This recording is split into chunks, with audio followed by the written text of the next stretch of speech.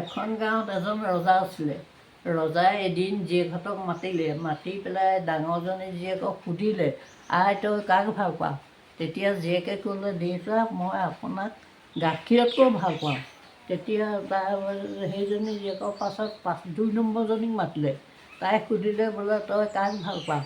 দেউতা মই আপোনাক গাখীৰ ক্ষীৰ চবতকৈ ভাল পাওঁ। আৰু তেনেকৈ ক'লোঁ। তাৰপৰা 3 নম্বৰজনী নুমলীক মাতিলে। আই নুমলী আছোন। নুমলীয়ে ক'লে, তই বোলে কাক ভাল পাওঁ? দেউতা মই আপোনাক নিমখতকৈও ভাল পাওঁ। তেতিয়া ৰজাই ভাবিলে, এই মোক নিমখৰ লগত তুলনা কৰিলে। ৰজাই তেতিয়া তৎক্ষণাত চাওতাং মাতি চাওতাঙৰ হাতত পঠিয়াই দিলে। চাওতাঙে নি আছে, গৈ আছে এখন হাবি পালেগৈ।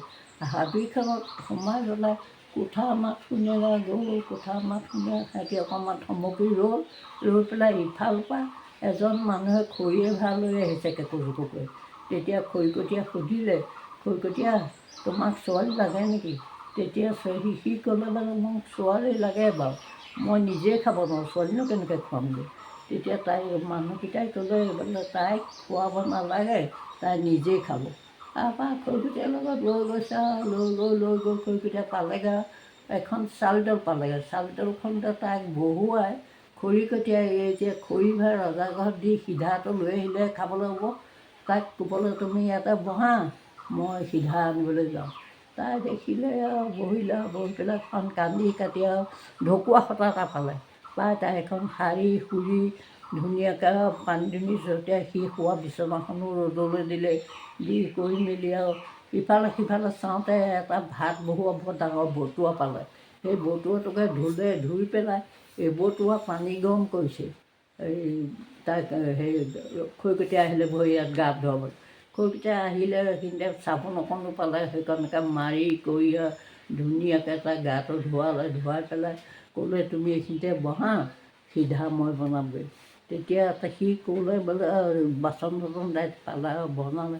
তাই চাউল ভাগ 3 ভাগ কৰি পেলাই এভাগ বৰ ধুনীয়াকৈ সিজাই খৰিকটীয়ালৈ থ'লে। এই দুভাগ তাই আঁতৰাই থৈ দিলে। তাৰপৰা খৰিকটীয়া খাই মেলি যোৱা কথা আকৌ খৰি আনিবলৈ গ'ল। খৰিকটীয়া ছোৱালী এটা দেখি সৰু ল'ৰা জুমা জুমিকৈ আছে। তাৰে 2টি ল'ৰাক মাতিলে, তাইও ভাইটিহঁতে পালা আহিলে। সেই চাউলখিনি যে থৈছিলে, চাউলখিনি তাই ল'ৰাকেইটাক দিলে। বিকি পেলাই ক'লে, বোলে ফণি এখন, আঁচি এখন আৰু সেন্দুৰ টেমা এটা, চাবোন ডোখৰ, নাৰিকল তেল টেমা এটা লৈ আহিবা। কৈছে এই বিকি বস্তুকেইটাও আনিলে। আনি পেলাই যিকেইটকা পইচা আছিলে তাইক দিলেহিও। তাই কি কৰিলে, তেতিয়া তাই এটকা পইচা সেই ল'ৰাকেইটাক মটন খাবলৈ বুলি দিলে। কেইটকা পইচা থৈ তেনেকৈ তাহাঁতক ক'লে, তোমালোক সদায় আহিবা এনেকৈ। সিহঁতি আহি বেছি খৰিকটীয়াই ক'ব নোৱাৰাকৈ বেছি বহুত পইচা গোট খোৱালে তাইক। গোট খুৱাই সিটো বস্তু চস্তু লৈ দিনক দিনে জয় হৈছে। ইফালে ৰজাৰ কাণত পৰিলেগৈ যে খৰিকটীয়াই ছোৱালী এজনী আনিছে, বৰ ধুনীয়া। ৰজাৰ চাবলৈ মন গ'ল। ৰজাই এদিন ৰাজসভাত এখন ডাঙৰ সভা পাতিলে। তাই এতিয়া চব নিব, তাই কি নিবলৈ একো নাই। তাই কুকুৰ 4টা ধৰিলে। কুকুৰ 4টা ধৰি পেলাই তাকে বান্ধি পেলাই ৰজাৰ ঘৰলৈ দি পঠিয়াইছে। সেই কুকুৰকেইটা লৈ গৈছে। ৰজাই কুকুৰকেইটাই চিঞৰিছে, কেউ কাউ ঘৌ ঘা কৰিছে। ৰজাৰ একদম খঙত জ্বলি উঠিলে। কুকুৰ আনিবলৈ কোনে সাহস পাইছোঁ বোলে। তেতিয়া বোলে আমি নাই হেৰি খৰিকটীয়াই আনিছে। খৰিকটীয়াই একদম ঘৈণীয়েকে কোৱা মাত্ৰ কোৱাকেইটা ৰজা ভৰি ধৰি সেৱা কৰিলে। তেতিয়া খৰিকটীয়া ঘৈণীয়েকেও মোৰ একদম ল মাৰি গৈ পেলাই ক'লে যে মোৰ মানুহটো খৰিকটীয়া ভাৰটো এৰি পেলাই অইন ভাৰ এটা দিব লাগে। সেইদিনাৰ পৰা খৰিকটীয়াক ঘোঁৰা বৰুৱা পাতিলে।